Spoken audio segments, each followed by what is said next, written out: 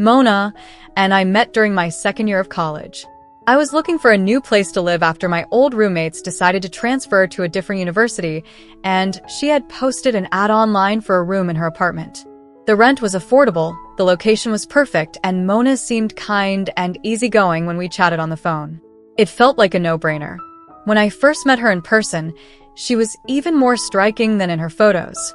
Mona had this effortless elegance, long auburn hair, flawless makeup, and an air of confidence that made her seem untouchable yet approachable. But she wasn't intimidating. She had a warm smile and a knack for making people feel at ease, and I instantly felt lucky that she'd chosen me as her new roommate. The first few weeks were uneventful. We fell into a comfortable rhythm, sharing groceries, splitting chores, and occasionally watching bad reality TV together. Mona was a fashion student, and her side of the apartment reflected her passion. Racks of clothes and shelves of shoes filled her room, and her desk was always scattered with sketches and fabric swatches. Compared to her world of colors and textures, my side of the apartment felt dull. Bare walls, a few old t-shirts and jeans, and a pair of scuffed sneakers. Mona never commented on it, but I noticed her occasionally glancing at me like she wanted to say something.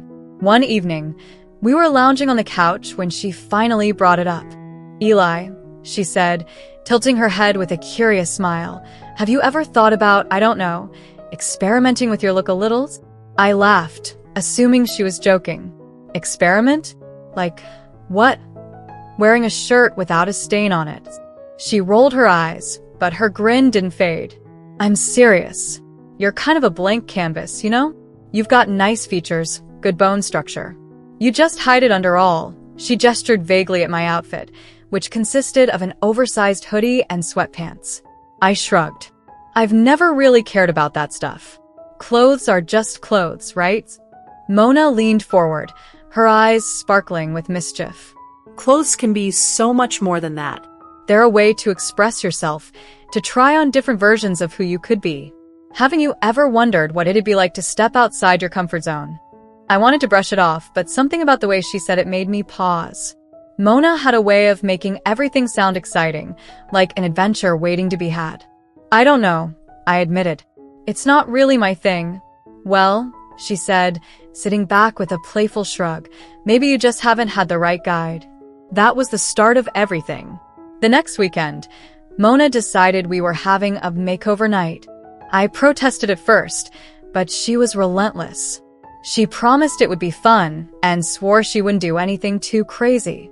Before I knew it, I was sitting on a stool in her room while she rummaged through her makeup drawer.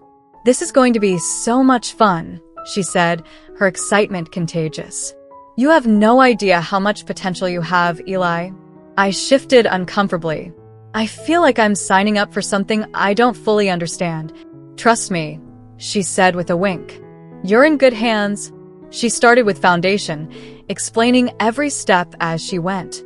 Her hands were gentle but confident, and I couldn't help but be impressed by how precise she was. As she worked, we chatted about everything and nothing, classes, her design projects, my favorite movies. It felt surprisingly natural, like this was just another part of our friendship. When she finished with the makeup, she stepped back and studied me with a critical eye. "You look amazing," she said, beaming. "But we're not done yet." She handed me a bundle of clothes, a sleek black dress, and a pair of sheer tights. My stomach flipped. Mona? I'm not sure about this." "Oh, come on," she said, practically bouncing with excitement. "You don't have to wear it forever. Just try it on. Humor me."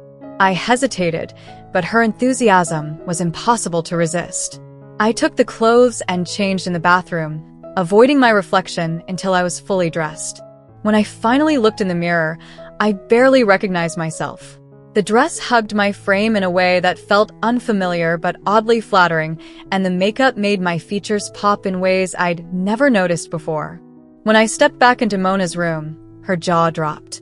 "Eli," she said, her voice filled with awe. "You look stunning."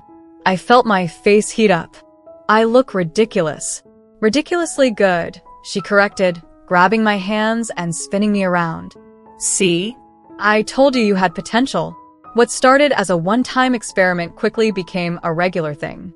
Mona called it transformations, and every week she found new ways to push my boundaries.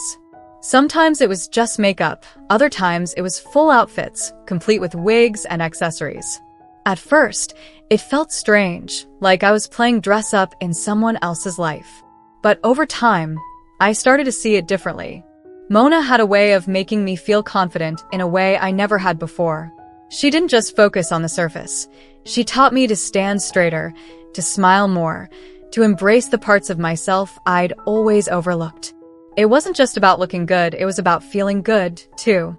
You know, she said one night as we were cleaning up after another transformation session, "You're kind of a natural at this." I laughed. A natural at what? Pretending to be someone I'm not. "No," she said, giving me a pointed look. "A natural at being the person you didn't know you could be." Her words stuck with me. The real turning point came a few months later. Mona had signed up to volunteer at a local charity fashion show and somehow convinced me to tag along. At first, I thought I'd just be helping backstage, but Mona had other plans. "You should walk in the show," she said, her eyes gleaming with excitement. I stared at her like she'd lost her mind. Walk. Like, on a runway? "Mona, no. Absolutely not." "Why not?" she said, crossing her arms. "You've done everything else. This is just the next step." "But that was in private," I protested. "This is public. In front of actual people." "Exactly," she said. "It's time to stop hiding. You've come so far, Eli. Don't you want to see what you're really capable of?" Her confidence in me was both terrifying and exhilarating. Against my better judgment, I agreed. The night of the show, Mona helped me get ready. She went all out, flawless makeup, a shimmering evening gown, and a pair of heels that made me feel both powerful and precarious. When I looked in the mirror, I didn't see Eli anymore. I saw someone else, someone bold, beautiful, and unapologetically themselves. As I stepped onto the runway, my heart pounded in my chest. The lights were blinding, and the crowd was a blur, but I focused on Mona's voice in my head, telling me to stand tall and own it. With each step, my nerves melted away, replaced by a sense of exhilaration I'd never felt before. By the time I reached the end of the runway, I wasn't thinking about the audience or the lights. I was thinking about how far I'd come, about the person I was becoming. And for the first time in a long time, I felt truly proud of myself. After the show, Mona found me backstage, grinning from ear to ear. "You were incredible," she said, pulling me into a hug. "I knew you could do it." I smiled, still riding the high of the moment. "I couldn't have done any of this without you." She pulled back and looked at me, her expression softening. "Eli, I didn't turn you into anything. All I did was help you see what was already there." Her words hit me like a revelation. She was right. This journey wasn't about becoming someone else. It was about discovering parts of myself I'd never allowed to surface. Mona had given me the tools and the confidence to explore those parts, but the transformation was mine. From that moment on, I stopped seeing the clothes and makeup as a disguise. They were an extension of who I was, a way to express the complexity and fluidity of my identity. Mona had opened a door I hadn't even known existed, and stepping through it was the most liberating thing I'd ever done. Living with Mona changed my life in ways I could never have anticipated. She wasn't just my roommate. She was my mentor, my confidant, and my biggest cheerleader. Together, we navigated the challenges and triumphs of self-discovery, and in the process, we became more than friends. We became family. Looking back, I realized that meeting Mona wasn't just a coincidence, it was a turning point. She helped me see that life is too short to live within the confines of other people's expectations. And for that, I will always be grateful. The weeks after the fashion show were a whirlwind of emotions. I thought the thrill of that night might wear off, but something had shifted inside me. I couldn't go back to the person I was before, even if I wanted to. Mona's influence had unlocked a part of me I hadn't known existed, and the more I explored it, the more it felt like I was peeling back layers to reveal my true self. Mona, of course, was ecstatic about the change. She took every opportunity to encourage me to keep experimenting. She started leaving little notes on my bedroom mirror. Confidence is your best accessory, or why not try the purple eyeshadow today? At first, I thought it was cheesy, but her words always made me smile. One Saturday morning, I woke up to find a carefully wrapped box sitting on the kitchen table with a note attached. To my favorite project, don't freak out. Love, Mona. Inside was a pair of patent leather ankle boots with a modest heel. They weren't flashy, but they had just enough flair to make me hesitate. I held one up, examining it under the kitchen light as Mona walked in, sipping her coffee. "Good morning," she said brightly, her eyes darting to the box. "What do you think?" "They're bold," I said, unsure if I was ready to add heels to the list of things I'd learned to navigate. "Try them on," she urged, her tone leaving no room for debate. Reluctantly, I slid them on and stood up.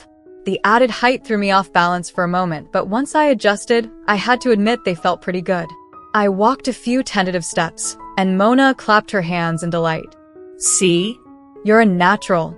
"I wouldn't go that far," I muttered, but I couldn't help smiling. Baby steps," she said.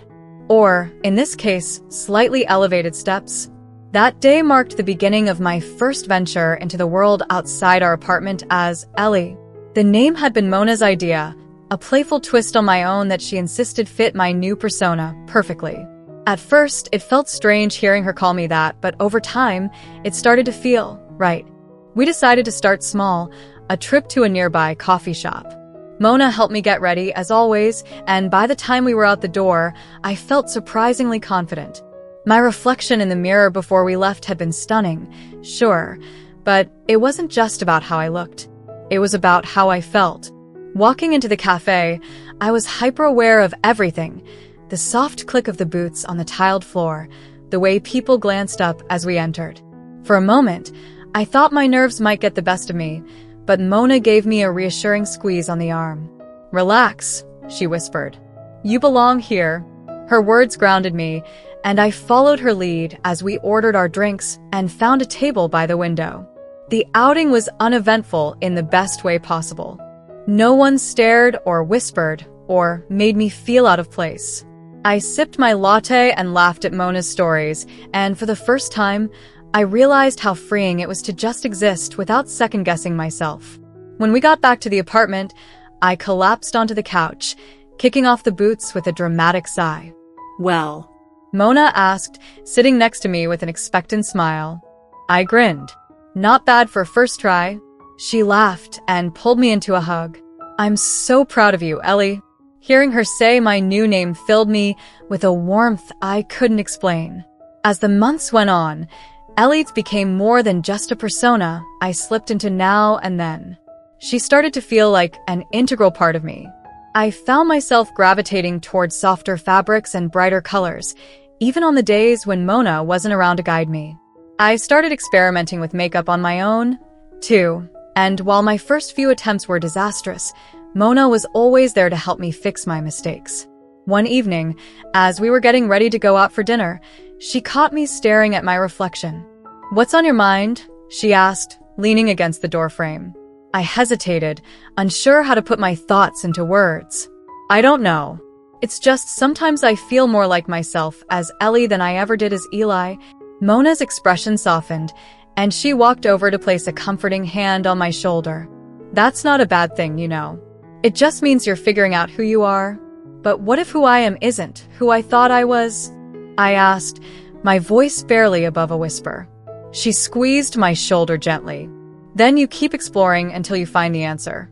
There's no rush, and there's no right or wrong way to do it. Just take it one step at a time." Her words stayed with me, giving me the courage to keep moving forward. By the time summer rolled around, I hardly recognized the person I'd been when I first moved in with Mona.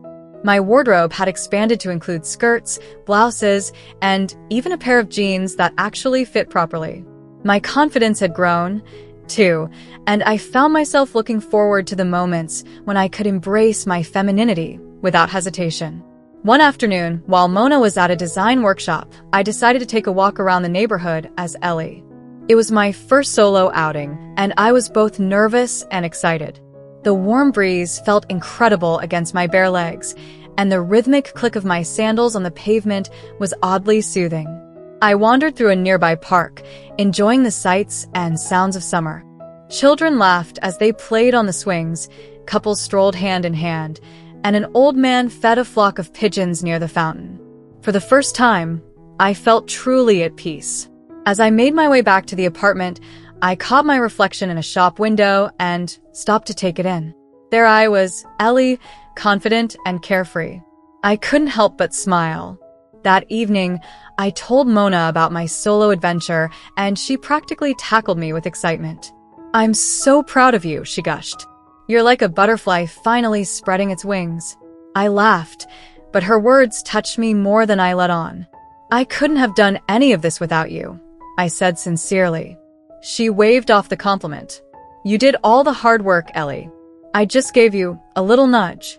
Over time, Ellie became more than just a part of my life. She became my life.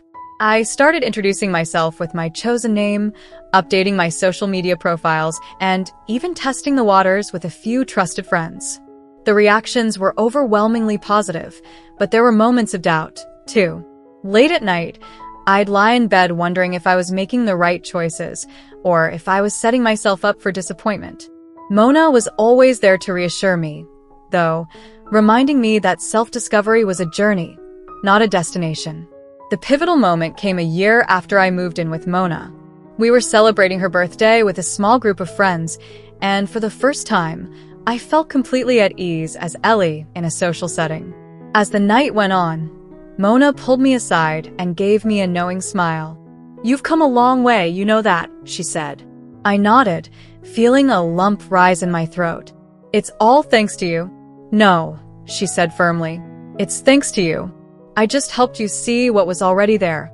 Her words brought tears to my eyes, and I hugged her tightly. Mona had changed my life in ways I couldn't have imagined, but the biggest change came from within. With her guidance, I'd found the courage to embrace my true self, and for that, I would always be grateful. As I stood there, surrounded by laughter and love, I realized I wasn't just Ellie, I was finally fully me. Thank you so much for watching till now. It means the world to have you here. This community is all about empowering each other and celebrating the incredible journeys of everyone on their path to living authentically. If you're ever feeling lost or alone, remember you have a whole family here for you. Hit that subscribe button, smash that like button, and let's keep inspiring each other, sending you all the love and strength in the world. Until next time, live your life by your rules.